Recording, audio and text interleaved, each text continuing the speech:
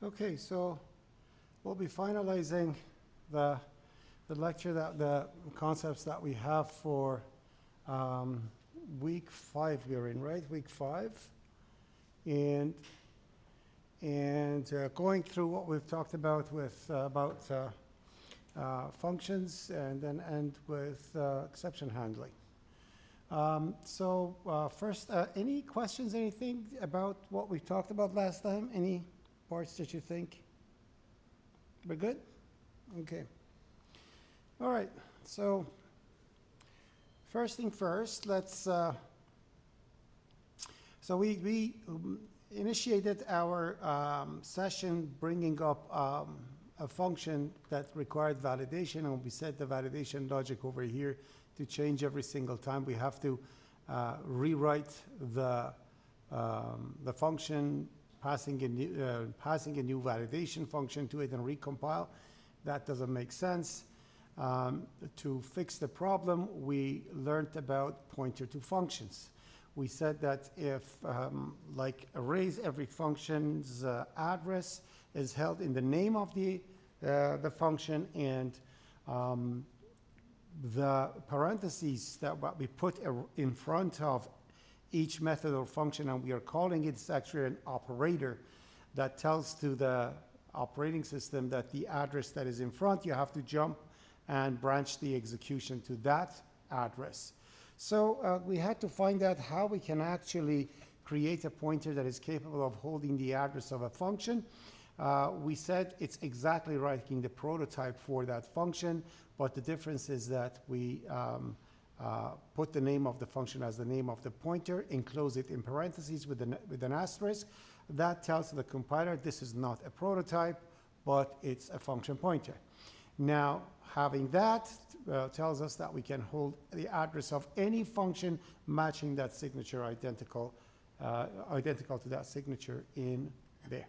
And that was the pointer to functions. And understanding what pointer to functions are, we went back to our problematic program, which we had a validation function that we need to change without recompiling the code.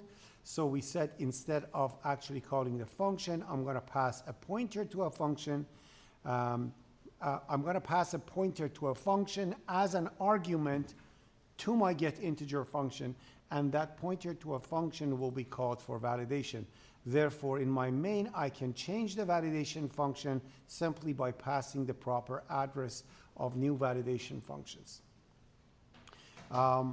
We call that pointer to function, and we said this has nothing to do with C++.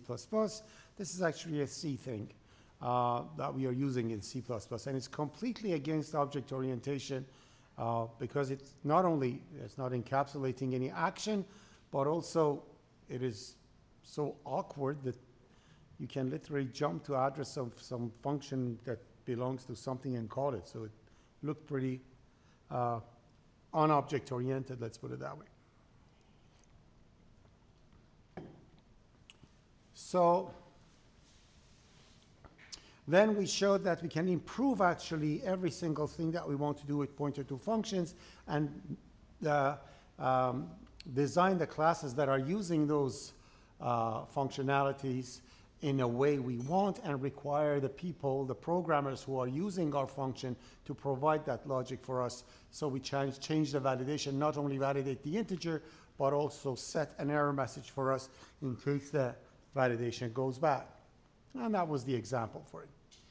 We also mentioned that because it's a variable that I create, I can simply create an array out of it. And therefore, I can have an array of pointer to functions and pack series of functions with same integer, same signature in it, and simply through a loop call individual ones. And we could, like this, we can actually use different functionalities using signature, using index of the array of pointers that we have instead of a switch statement, and that makes our program run much faster.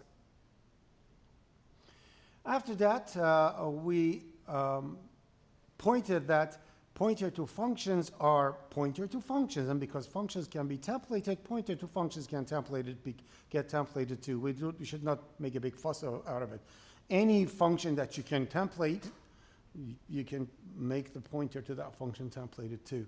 So for example, for this sort system that we have, that I can switch the direction of the sort by the comparison function, that comparison function can be templated too. So based on what type of an array I'm sorting, I can pass the ascending and descending functionalities to it.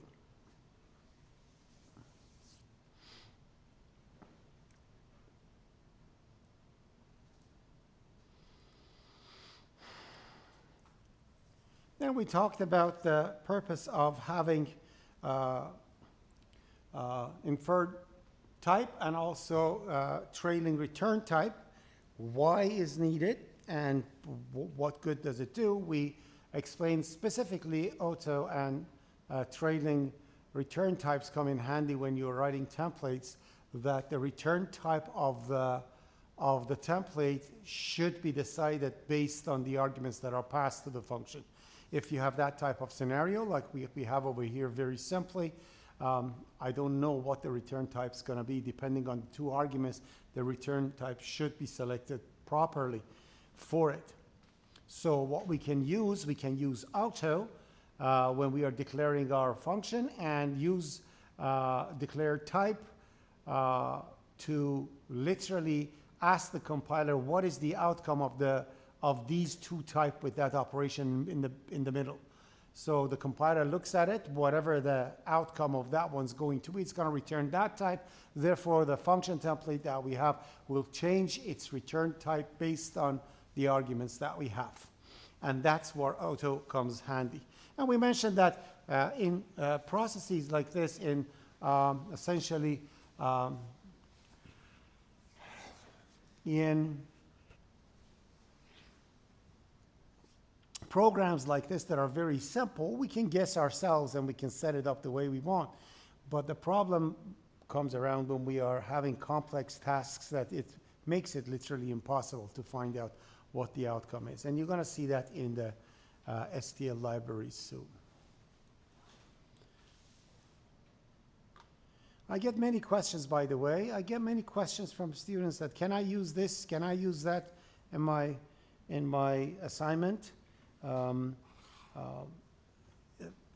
Especially like they were asking, like if I use STL, I don't need to write any move semantics in assignment, yada yada yada. So can I use that one instead? So you are allowed to use anything you like if you know what it does. So if I see something extremely fancy in your code, I'm going to book an appointment with you and ask you, explain how your code works. If you can explain to me how your code works, you're good to go. You don't need to do it. But if you can't explain that, that's plagiarism.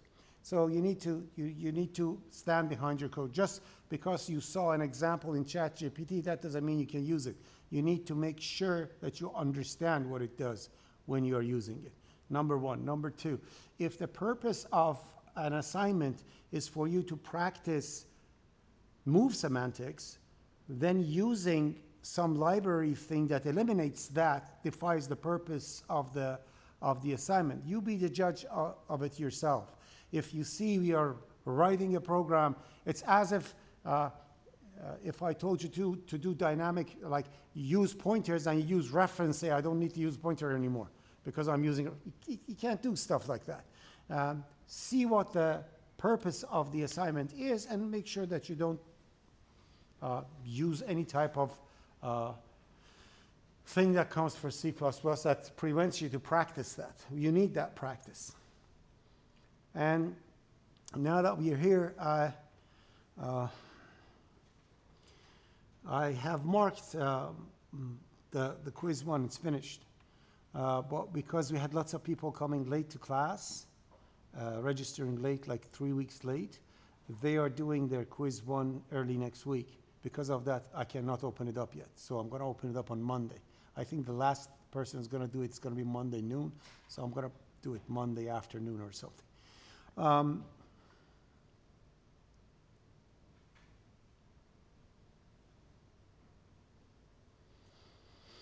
the feedback that I have to generally give to all of you is that I tell what the questions are, what type of question you're going to get. So you can focus and study on the matter and then come to the test and do properly, okay? But 70% of you, maybe more, memorize the answer to a similar question and just try to remember what the lines were one by one and try to kind of convert. So instead of actually following the logic to see how things are done, they try to use their memory to just copy what they have probably cited for like 9 hours back to, like, first I have to do this, then I have to do that, then I have to, okay? And when stuff like this happens, it's obvious. I actually recorded a video to show you how I mark, so you can actually see it. I'm going to post that one on Monday too. Take the opportunity. When I tell you what ballpark your question is going to be in, go study the matter and learn it so you can come and do it. Okay, when I see your question is, the answer to your question is way off. Like, let me explain something. You see the process, the logic that the person is writing for move semantics are perfect, but the person doesn't know how to do a function call. Does that make sense? A person knows how to move an object to another object, but they don't know that reference for a type comes after a type, not after the variable name. What does that mean? It means this person has no idea what C++ or C programming language is. It's just memorized something and tries to spit it. So please use the opportunity and learn it. Believe me, you're shooting yourself in the foot. Most of the people who come to class are not those people because they want to learn. But to all those people who are listening to the recording, there is no shortcut. And you pass C++, what you're going to do in data structures. Let's say you pass data structures like that. When you got hired, what do you want to do? You think somebody's going to hire you for C++ and you can do ChatGPT for your stuff? That's not going to happen. You have to learn, please. Okay, I'm sorry. I kind of got depressed when I went through the marking over there. And anyways. I have gave feedback, and that's why it took so long marking feedback to every single person on the style of their coding and everything. So please read your feedbacks, and it's a friendly feedback. Although sometimes you see some of them have some angry tone, it's just because I just marked 10 people doing the same mistake, and you get hypnotized. My apologies on that. Anyways, back to the story that we had. So we talked about pointer to functions, and we said pointer to functions are essentially storing the address of the logic in memory and putting the operator that is for function call, which is essentially parentheses in front of the pointer, telling to the compiler the address that you see is the address of the logic, jump to it and execute it. Very low level type of reusing logic. C++ says, no, don't do that. We already have the mechanism that packs the data and behavior and puts it in an object. You can already put a method inside an object and pass the object around. Why you are just holding the address of the thing in memory and completely going, in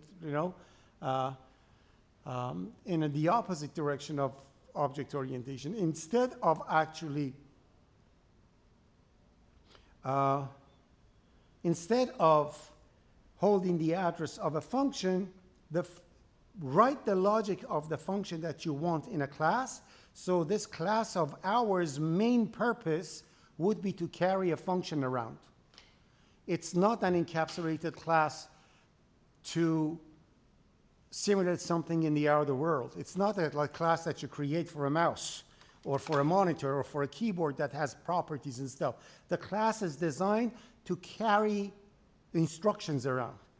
That's why they call it functors. So what you do, you can create a class, and you can have the functionality that you want that should be related to the name of the class as a method inside the class, using overloading the call operator, and then you can pass the object around. When the object is passed around, the function will be passed around with it, and therefore no need for pointer to functions.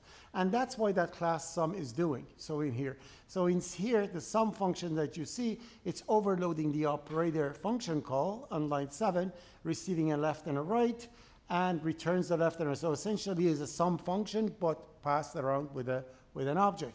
Now, the cool thing about functors is that they are not stateless, or like regular functions. You have done web programming, right? You have done web something. You know what is a stateless and stateful application. A stateless application is that between interactions, the application completely forgets all the things that it was got. So every single interaction is a new execution. That's essentially what a web application is. Every single time you're submitting something, goes to the server, comes back. That's why you have to have cookies and hidden values and all the stuff in your HTML, right? Functions in C language are like that too. When a single individual function, when you call it, every new call is a new thing. You don't remember what was the previous call. Functors eliminate that. So each function call is associated with its own properties in its object. That's why in this one I can actually tell you how many times the function is called, because I create a private attribute over there. Every time the function is called, I'm adding one to it, and therefore I know how many times this function is called. Are we good? So how do we actually use a functor like a function? We instantiate the class. You see the class with capital S. I instantiated with a lowercase s, sum. So sum becomes an instance of capital S sum. And therefore, if I put the parentheses in front of it, I'm essentially telling it to call the call operator. And it will do it, and it will act like a function. That's essentially what it is. And that's what we call a functor.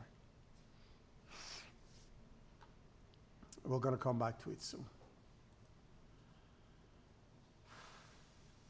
I have already talked about this. Another thing about functions, we mentioned that functions can be, we can have prototypes and make the functions accessible from all modules, or we can do the exact opposite, lock a function to be only for the module that it's in it. That's when you create a function static. So if you write a function and make that function static, that function becomes for the module that is in it. It cannot accept the prototype to be accessed anywhere else. There's essentially internal linkage. If you do that, then you can have several functions with the same identical name and signature throughout your modules if every individual one is static. And if only you have one function that is non-static and you have a prototype, that one will be used when the prototype is used. So here you have completely two separate displays, and they have nothing to do with each other.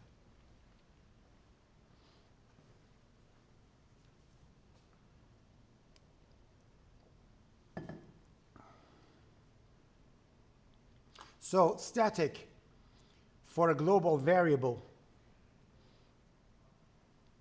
makes it file module variable. It cannot be global anymore. It cannot be externalized. Same thing for functions. If you make a function static, it creates an internal link.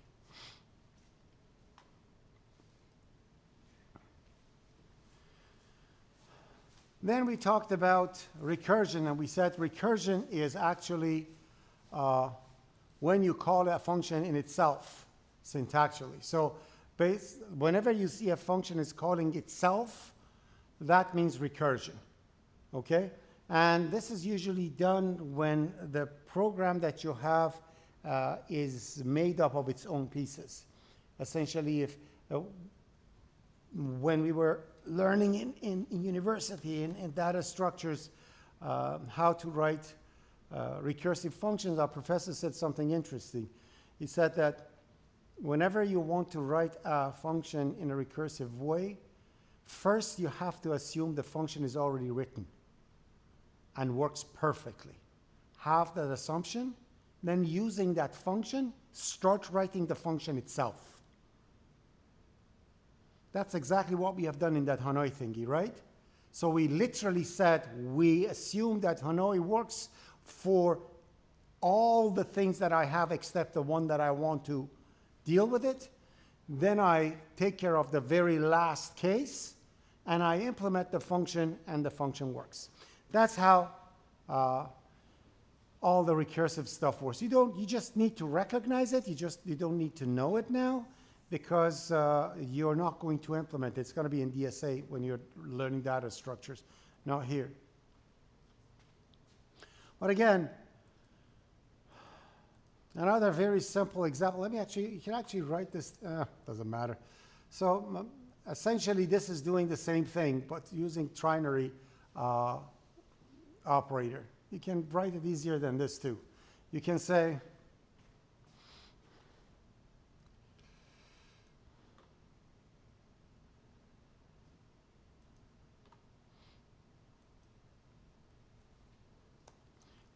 if x is less than or equal to 2, return x, else return x multiplied by factorial of x minus 1. That's kind of easier to understand. It's the same thing as the other one, actually. It doesn't make any difference. I'm saying over here, if it's greater than 2, if it's greater than 2, execute this one. If it's less than or equal, execute this one. So I'm essentially doing the same thing. So that's essentially the same thing. So what happens, it's quite simple when you think about like 3 factorial, when you think about 3 factorial. When you do 3 factorial, what you do over here, you're saying, okay, so if it's 3, it's greater than those, so it comes in, it returns 3 multiplied by factorial of 2. So that remains in the function. And the next function is called with 2. And it goes back in, it says, is x is less than 2, equal to, yes, so just return 2. So it returns 2 to the last call, that is multiplied by 3, becomes 6, and returns that one, and 6 comes out. So I always mention recursion is like winding and unwinding a toy. You wind, you go, keep winding, and you let it go. At the moment that it actually comes back, it starts execution. Okay, it keeps calling itself, it packs all the data, and then poof, on the way back, it does all the calculation.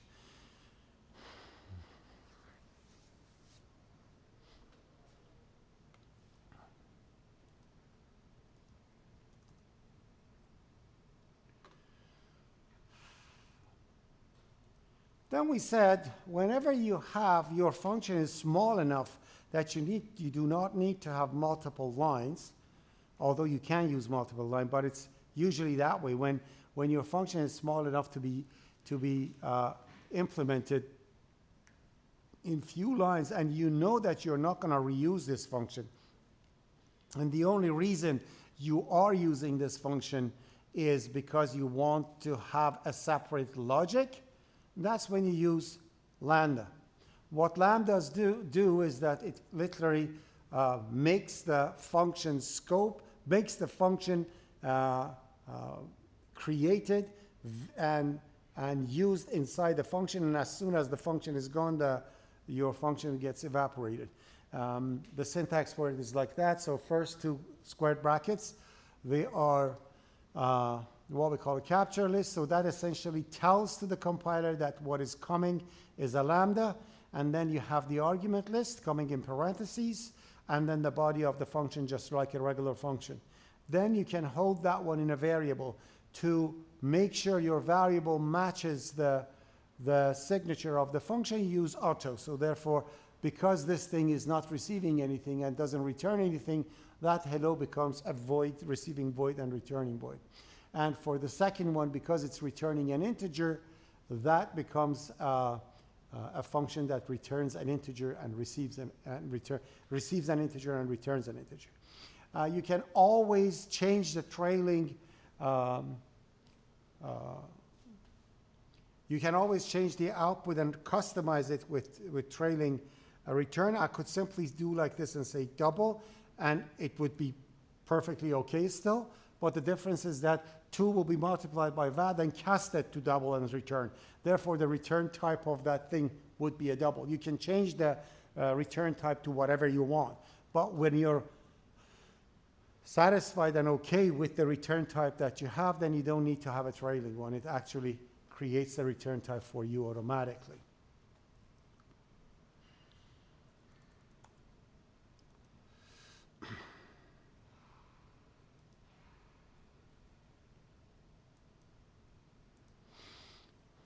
Then to demonstrate how lambdas are created, I went back to the first example that we had, and we actually had an isValid pointer to function written in getInt, and I said we don't need those two functions up there anymore. I can literally create the function in the argument list of getInt, and it's going to live over there and die right after line 9. Therefore, the logic that's going to be passed to that getInt is going to be temporary. That's a perfect example why we need lambda. I don't want to do validation for that integer anywhere else other than here, so I write a lambda. Lambda is writing a code quick and when it's temporary and it's quick. That's what you do. And the other one, so the first one is actually written in the same line, and the second one is written in function format. So I could literally do it like this so we can actually see what it is. So I can bring it down. Actually, put it up here.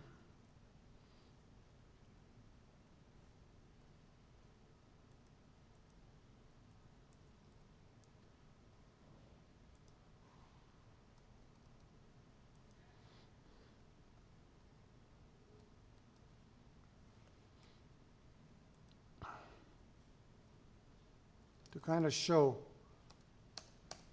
what the function is.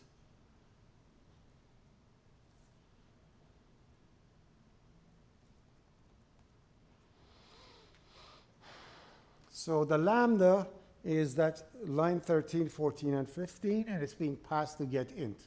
As simple as that. So the name of the function is replaced with the capture list, and the rest of the function is just the function. Exactly the same thing. And if you want to put emphasis that this is going to return a Boolean, this is fine too. You can do this. It doesn't make any difference. We okay? The reason I'm going through this thing a little bit more in detail because it's an important topic. I want you to, I kind of wanted to fit. The capture list is where we're going to write how the neighboring variables can be accessed in the lambda.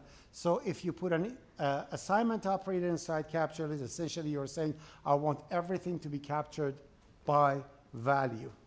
So that's that, everything captured by value. That's what it is.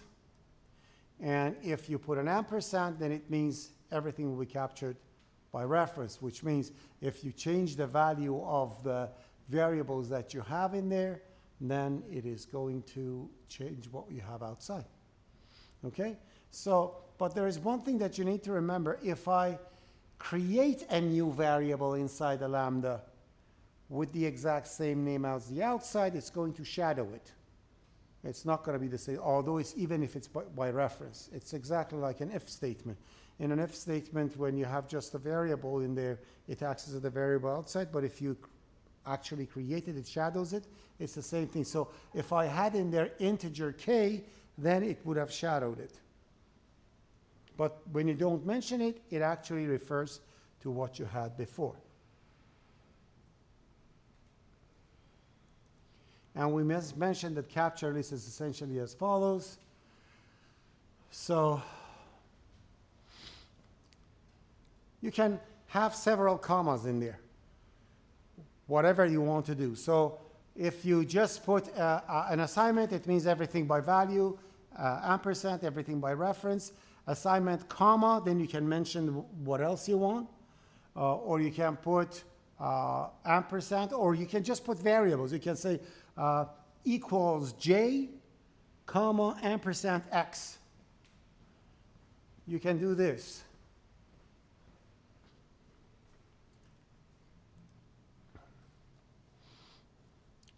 Equals x, ampersand y.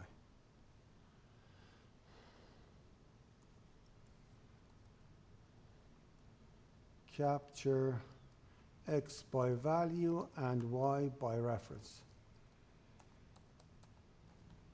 And the rest is not accessible. So you can do that. You can literally tell what you want to do, if you want to, whatever, and add to the comments. So that capture list is essentially a list. You can put anything you want in it.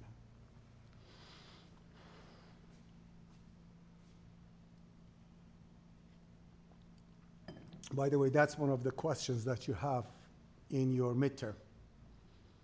I'm going to give you a capture list, and I'm going to tell you which one of these four explains what I'm doing over here.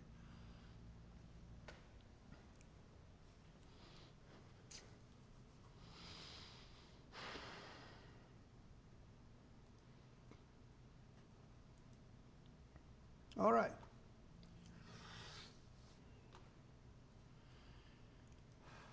Then I showed you a few examples of the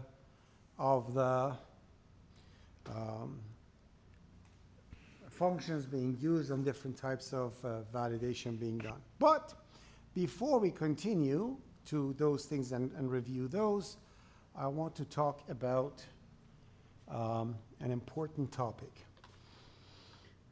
So, I don't know, we have time, so give yourself 5 minutes break. I'm going to make things ready, and we're going to continue. When we come back, please remind me to resume recording. I would appreciate it, because usually I forget. So I'm going to pause recording here, stop, and pause recording here.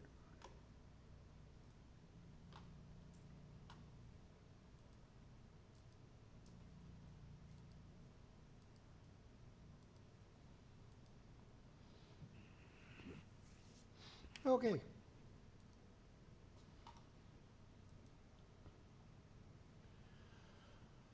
So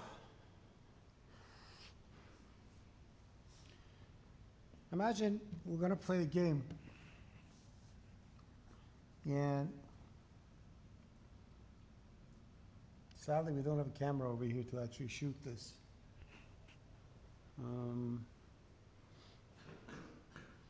I don't know if I can actually turn this theme.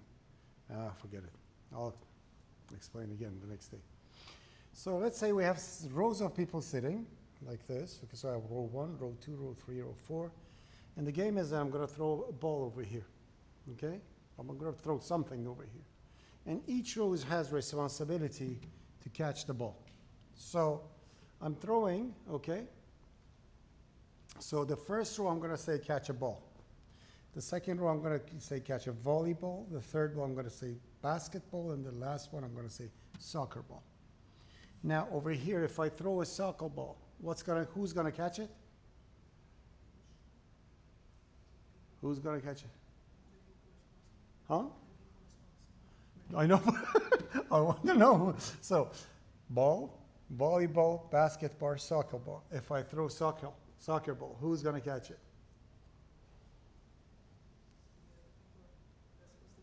What do you think?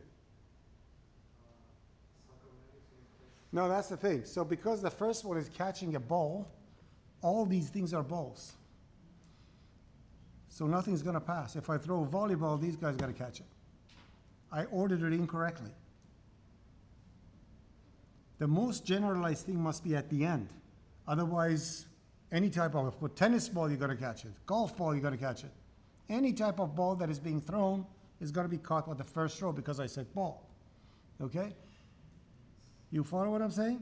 So I have to do it reverse. What I need to say is something like the first row, catch soccer ball, the second row, volleyball, the third row, basketball, last row, ball, very last, whatever comes in. So if I throw a brick, the last row is going to catch it. It's not going to go hit the wall. Because I said anything flying, come, you catch it. If I throw a baseball, the last row is going to catch it because I did not mention it at all. So the person who's responsible for football is going to catch it. If I say volleyball, the first one's going to catch it. If I throw a basketball, the second. If I put a soccer, the third. So each ball that is thrown, the person responsible will catch it. We good? Okay. We have the exact same mechanism in C++. It's called exception handling. So in exception handling, you throw an object. You create a generalized object. You call it an exception. That's the basic. That's the ball that you put at the end. Okay?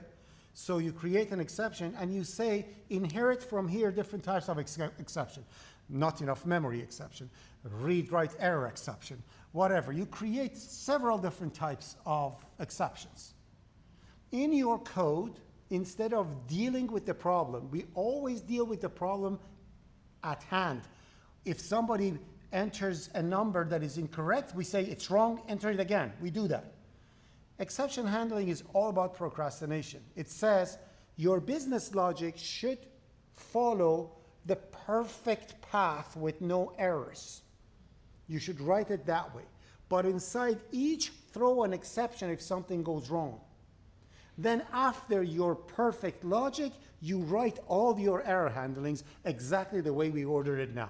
So you put the most derived exception at the top, and you go, and at the end you put the most general one that is exception. At the very end, you can say anything that comes in. Got it? That's literally what it is. So now I'm going to show you an awful example for exception, like throw up type of an example of it, just to show you how the syntax works. So this one is not doing any setting of anything. It's just showing you what the syntax of exception is. And that's it.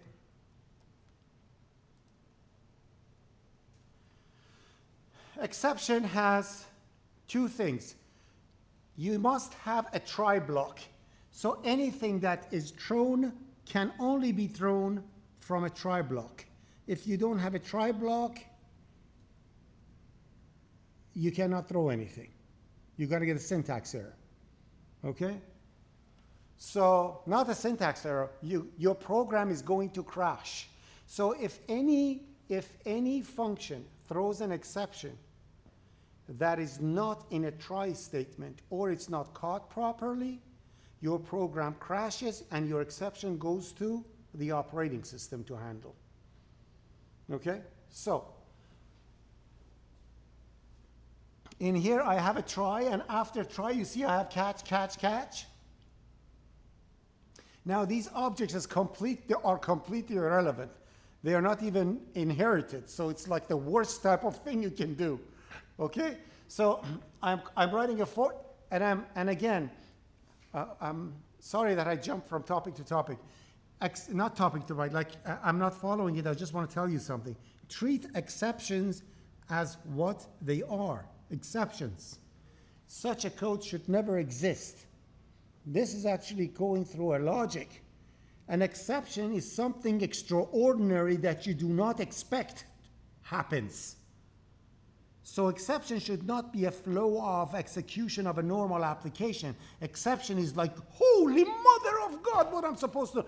At that time, you have an exception. Not like, please enter your age and somebody puts 900. That's not an exception. That's just the guy being an idiot. I would just want to say, hey, put your name. Okay? So it's not for, exceptions are for things that go wrong, that when they are not supposed to, and when they go wrong, you have to stop everything. Look at the code now. I have a function up there called throw double. You see that? All I'm doing is throwing a double in it. Nothing else. Okay? So that throw double of mine, if you look at it, when I'm writing that loop thing, I have a for loop. I put the whole try and catch in a for loop just to repeat it to see how things are thrown and caught. So when I is 0, I'm saying throw double. So it goes to the function throw double. At line 4, it's throwing D. Correct? But because the function is in try, at line 13, a double is going to be thrown. When something is thrown, the whole execution stops, and that object starts flying until it hits a catch that matches its type. So everything is ignored until line 21 that you have a double. Then that double is caught in here, and you can say double exception is here, and you show the double. Whatever you want to do, okay? Now, for the second one, as you see in here, I'm throwing a string. So I throw a string, which is a constant character pointer. So right at this line 16, everything stops, and it jumps to here, and this is executed. It's very awkward. It literally breaks, many companies don't allow exceptions in their code. They say, if you want to do error handling, do a validation and return a true false. So they can go by logic. Companies do that. But some companies use this too. It all depends. We'll see. Anyway, so, yeah, so, and in here, you see I'm throwing I, which is an integer that doesn't exist. That 3 dots means anything. Anything, it means you can't catch it anymore. You don't know what's thrown. You just know something is thrown. Usually over here, you've got to say an unexception,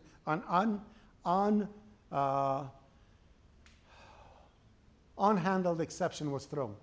Something like that. Not to crash the program and be able to gracefully go out. Are we okay? So this is essentially an exception syntax, and that's it. It's just exception syntax, people.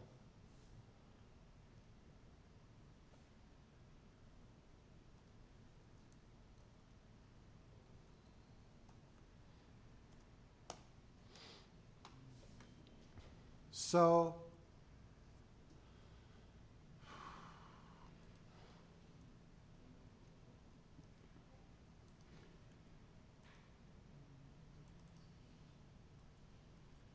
let me just go through it once so you see the action and you see what I mean when I'm saying that. So as you see right now, when the program runs, it comes over here, and as soon as it comes to throwable, it comes up in here and says throw D. From line 4, it's going to jump to 21. You ever see? Like, that's horrible. It's like no logic behind it. It just comes over here, and now it says exception is here. So if I actually bring it over here, you'll see what I mean. So now it says double exception is here. I go back up again. Now I'm going to go here. Now I'm going to throw the constant character pointer. Now it throws that one and comes over here, a C string, okay? It's thrown. Now it goes to the third one, which is throw I, and something happens. And this is impossible to happen.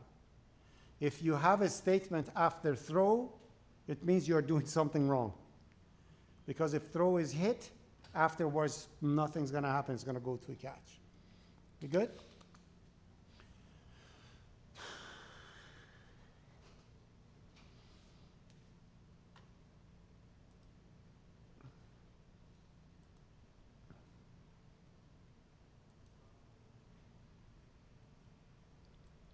So the basic syntax of an exception is this. You try, You throw something in it, you catch based on the type, and then everything else comes at the end.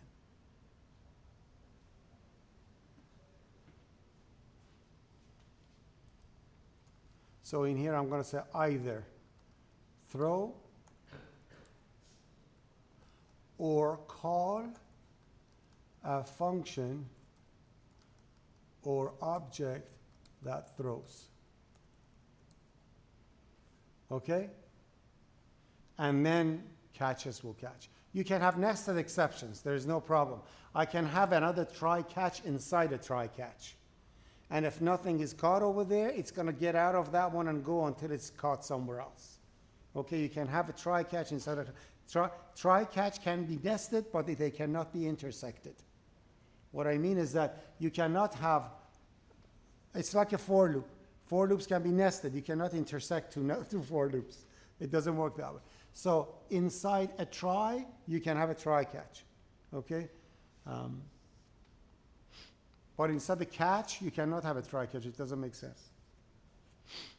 Are we good? I don't think syntactically it's going to give you an error, but just logically it doesn't make sense to me.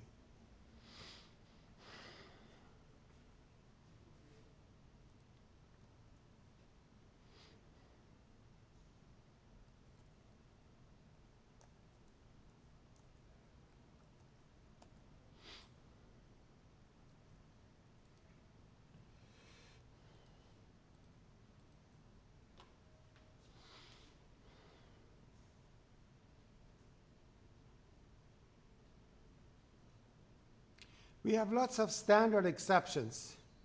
Logical, let me show you.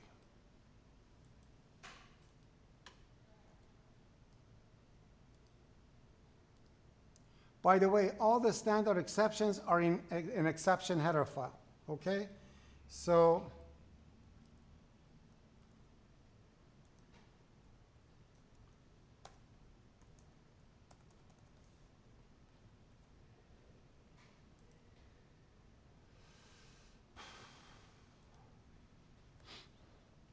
we have logic error, that's programmer mistakes, out of range, invalid argument, domain error, runtime error, issues at runtime, range error, overflow error, underflow error, bad alloc, and bad cast, okay? These are all children of exception, okay? And they are all defined in exception over here. Now,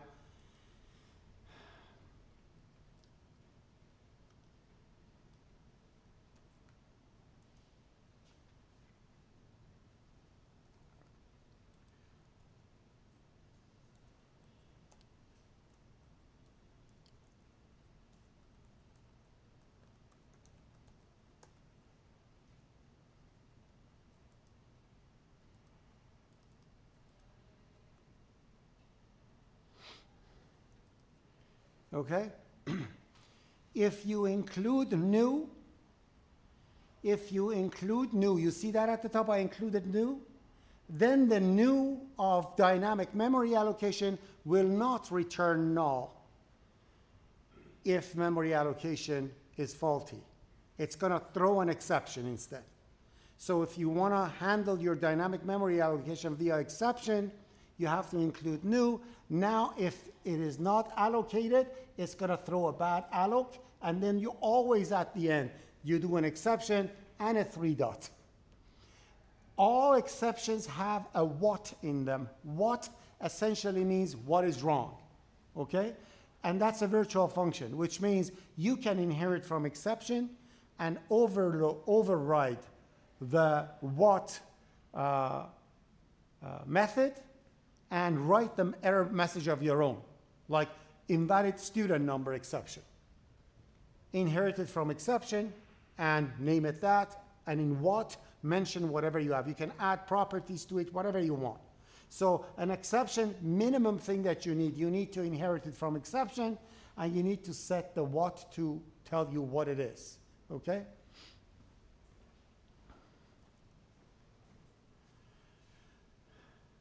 And what of exception returns a C string, not a, what should we call it?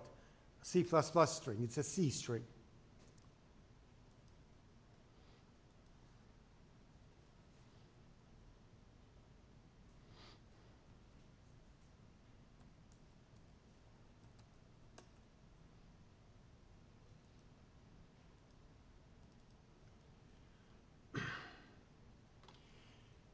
Remember I told you I'm going to tell you what no exception is?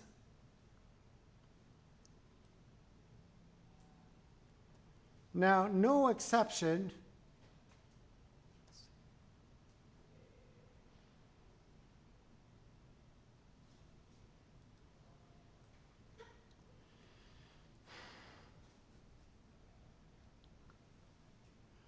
so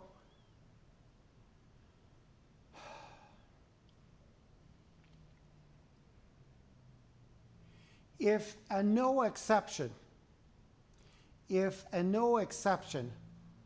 throws an exception, it terminates. Okay? If no exception throws an exception, it terminates the application. Literally terminates. But there is another thing with no exception that is extremely important, and I want you to listen to me carefully. It's for future, when you're using standard template library. If you forget to put no exception for your move semantics, the standard template library thinks that it might throw an exception, it's unsafe, and it will not call move semantics, and everything will be copied and assigned. So the no exception in your move semantics makes sure that all the library, standard template library that you're using with your object, when they can, they will move your object and not copy. If you don't put no exception over there, your code will be as slow as somebody who did not do rule of 5. That good?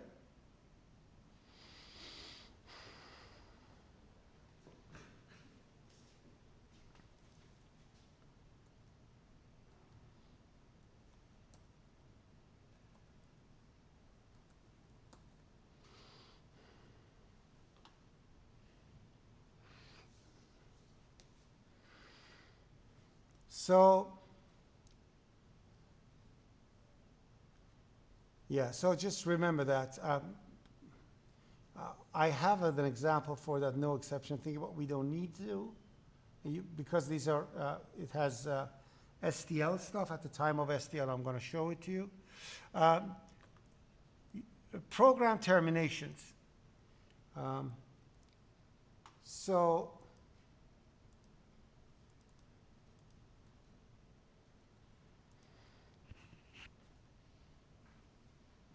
exit is like main ending the program. And the argument that you pass to it is an integer that's going to be returned to the operating system. If you call an exit in a function deep in your program, it terminates your program and essentially stops everything. Okay? Now, C language has a destructor. It's called @exit. It receives a pointer to a function that is a void function. If you have stuff in your application, in your program, that you need to be done before the application terminates in a normal termination, when it exits, it terminates normally, you can put those in a function and call it @exit, do this. That @exit means when the program is getting terminated, do these stuff first. So if you have unclosed files and, I don't know, ports that you have open, or memory allocations that you have that are global, things that you want to do, it's essentially a destructor for the entire application. It's called @exit.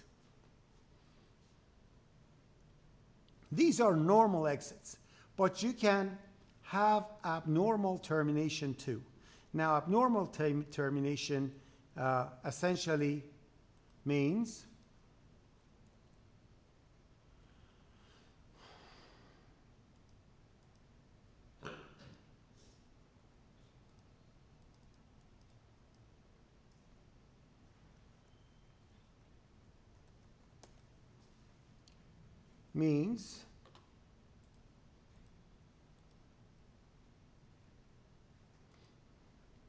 that no cleanup is going to happen. @exit will not happen. If you say abort, it means cut it off now and don't do anything. Cut it off now and don't do anything.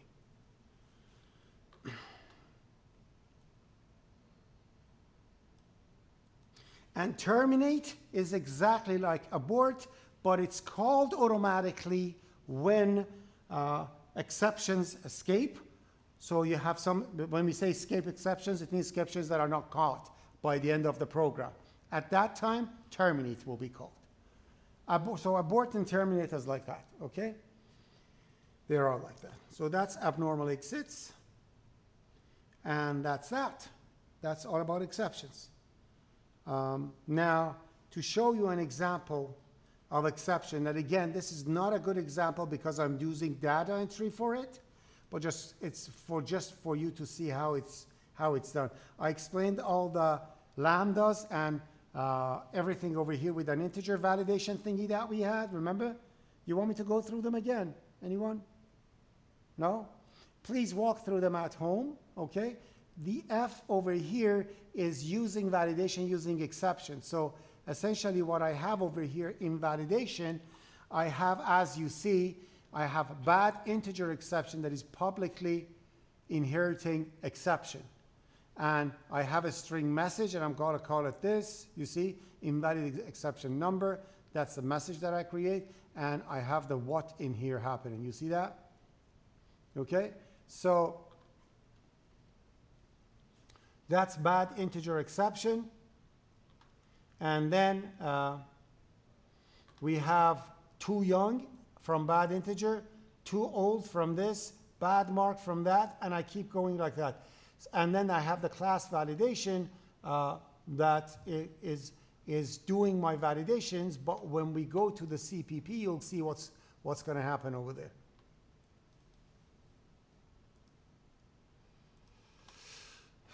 Oh, not that. Validation.cpp. So as you see, in here I'm saying auto, but actually yada, yada, yada, constant character pointer, and it returns the C string version of the message. So it's returning that up. And so that's my bad mark. Now, any type of thing that I have, you see, my bad mark has a protected message. In too young exception, I create a constructor. In constructor, I change the message to what I want. So essentially, by creating new exceptions, I'm literally creating a volleyball and a basketball and a soccer ball. They're all spherical things. It's just painted differently. Same thing over here. Bad mark is bad integer exception. Too old is bad integer exception. Too young is bad integer exception. And bad integer exception is bad integer exception. And I throw the exceptions at the times that I want throughout my validation. So see, in here I'm going to say validate, and I have the, in my functor, I'm saying if it's less than 19, throw too young application, too young exception. If it's greater than, throw too old exception. So essentially, it builds a temporary nameless exception and throws it. As simple as that, okay? And the same thing for valid mark. I'm saying if it's between this and that, do this. And as you see, they're all void. They're not returning anything. Problem with this is that my program works like this. I'm saying, and I have to write the code like this. I have to say do, try, enter your age, C in age. That C in age is overloaded thing that reads the integer and throws the exception. So if age is incorrect, it throws the exception and it comes back up. And as you see, I am saying if an exception that is thrown that I did not catch over here, I don't know what's wrong. Something horrible just happened. I don't know. Exit. Terminate and exit. Critical error. Okay? And I keep going back up. So that's essentially what exceptions are. As simple as straightforward I want to tell you. So in your tests and stuff, probably I'm going to ask you to, I don't know, if such and such happened, throw an exception.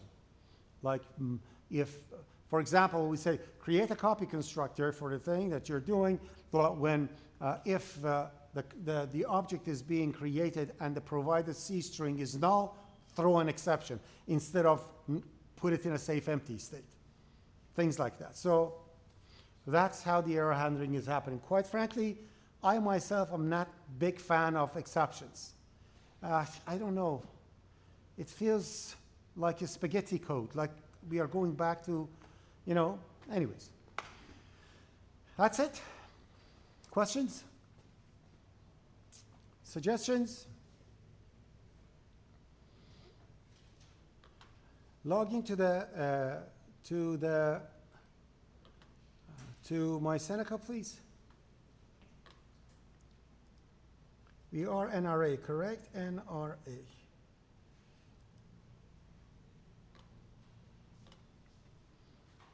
Give me a second. Oh, how is it possible? Give me a second.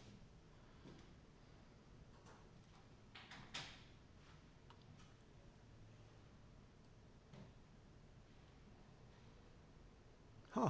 Okay, this one has it ready. Good. So, yeah, so